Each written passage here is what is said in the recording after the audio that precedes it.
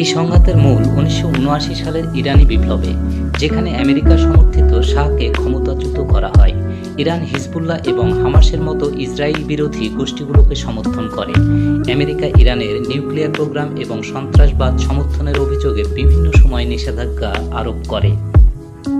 Israel ইরানকে নিয়ে শঙ্কিত হয়ে প্রায় গোপন অভিযান চালায়।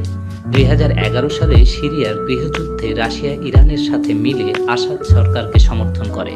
২০১৫ সালে ওবামা প্রশাসন জেসিপিও চুক্তিতে স্বাক্ষর করে, যার ফলে ইরানের উপর থেকে নিষেধাজ্ঞা কিছুটা শিথিল হয়।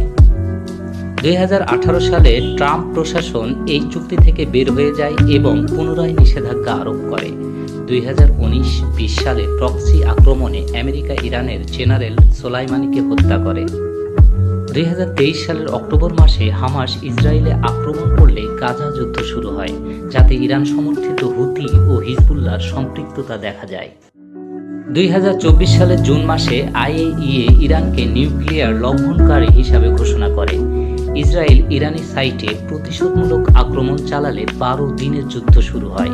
ইরানও পাল্টা ড্রোন ও মিসাইল আক্রমণ করে।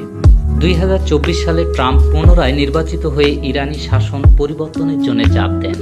রাশিয়া ইরানকে অস্ত্র সরবরাহ করে এবং আমেরিকা ইসরায়েলের আগ্রাসনের নিন্দা জানায়।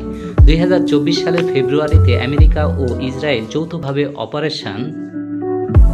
অপারেশন ইপিক ফিউরি পরিচালনা করে, যাতে ইরানের সুপ্রিম লিডার আয়াতুল্লাহ খামেনি নিহত হয়।